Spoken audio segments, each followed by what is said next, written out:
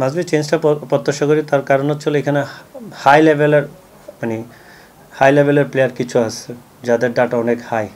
আপনি তাদেরকে কীভাবে তাদের স্পেসগুলি কীভাবে নেবেন।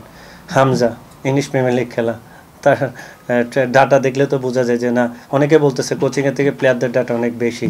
তাই আমি বলবো যে অল ওভার টিম আপনার ভালো করতে গেলে আমাদের কতটুকু জায়গাটুক দরকার। আমরা একই জিনিস বারবার দেখে আসতেছি, ধরতে গেলে একই ইলেভেন, একই চেঞ্জিং, একই সব কিছু মিলে আপনাকে ওই নজরটা তো ম্যাচে দেখা যায়। লাস্ট ম্যাচেরটা হলো, আমি লাস্ট ম্যাচ যতটুকু গেছি, লাস্ট 25 মিনিটস সুপার ফুটবল খেলছে, অনলি শুধু গোলটা পাইনি।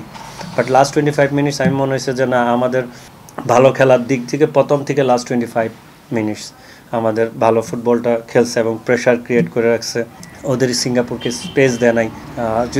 যদি ফার্স্টের দিকে যদি আমরা একটু গুছানো বা একটু সুন্দরভাবে, যেমন হামজা বলেন, সমিত বলেন, তাদের পারফরমেন্স আমার কাছে মনে হলো ওই টিমের থেকে আমাদের এই দুইজনের প্লেয়ার পারফরমেন্স অনেক ভালো ছিল সব কিছু মিলে। রাকিবের পারফরমেন্স, ওই যে রাকিবকে রাইট ব্যাক দেওয়া, আপনার টিমের সবচেয়ে বেস্ট উইঙ্গার, বেস্ট স্ট্রাইকার বলেন, বেস্ট উইঙ্গার বলে, বেস্ট অ্যাটাকারকে আপনি নিচে নামাই দেওয়া, সব কিছু মিলে এগুলো তো সবাই সমালোচনা করতেছে। আমি বলি সমালোচনা তো না, জিনিসটা হলো আলোচনার মাধ্যমে আপনাকে রেডি করে দেওয়া। আমি মনে করি যে টিম নেক্সট ম্যাচ আমাদের এখনও গ্রুপে আমরা 3 নাম্বার আছি, একটা ম্যাচ জিতলে অনেক কিছু চেঞ্জ আসে টেবিলে। তাহলে আমাকে নেক্সট ম্যাচ চিন্তা করলে গেলে আমাকে সব কিছু নিয়ে চিন্তা করতে হবে, not only for head coach. বিশ্বমানের থার্মিক্স রড, সালাম স্টিল থার্মিক্স, দেশের একমাত্র থার্মিক্স রড। কোচিং স্টাফ ফুল, দেন আমাদের প্লেয়ারকে আর কারে ইনক্লুড করা যায়, কোন প্লেয়ারকে আমরা এখন বাইরে রাখা যায়, সব কিছু মিলে আপনাকে ওই দিকে নজরটা দিতে হবে। নট অনলি আমি কোচ চেঞ্জ করলাম, আমার প্লেয়ারদের ক্যাপাবল নিয়ে কথা চলে আসলো যে আমাদের প্লেয়ার এতটুকু ক্যাপাবিলিটি নাই। সব কিছু মিলে আমাকে সব কিছুর এনভায়রনমেন্ট আপনাকে চিন্তা করতে হবে, দেন চেঞ্জ হবে না।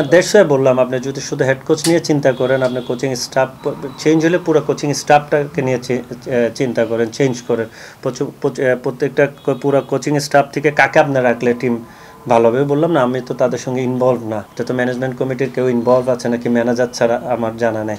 কারণ যদি ইনভলভ থাকতো তাইলে জিনিসটা বলতে পারতো, এই যে হাফ প্রবলেম, ফুল প্রবলেমগুলি যেগুলো দেখা দেয়, চেঞ্জিংয়ের প্রবলেমগুলি দেখা দেয়।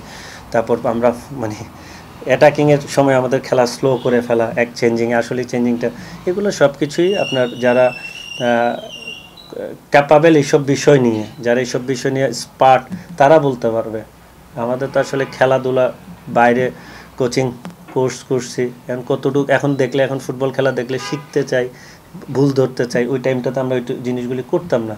বাট আমি মনে করি যে এই জিনিসগুলি সব কিছু মিলে যে আমরা একটা হাই স্ট্যান্ডার্ডের টিমের হেড কোচ এই ধরনের মিস্টেক করবে, coaching staff, not only head coach, coaching staff, এটাকে আসলে কতটুকু আপনার মানানসই, এটা আবার কতটুকু দেখতে, নাহলে হামজার মতো প্লেয়ার এসে কথা বলতো না ওই জায়গায় এসে।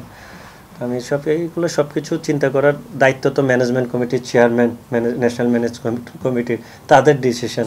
তা ওনারা যদি ভালো ডিসিশন নেয়, ওই বললাম না, ট্র্যাক ভালো থাকবে ওনাদের ডিসিশনের উপর। আবার অনেক সময় আছে যে চেঞ্জ করার পর আমরা অনেক দূর পিছিয়ে পড়ে যাই, কারণ সময়ের ব্যাপারও আছে।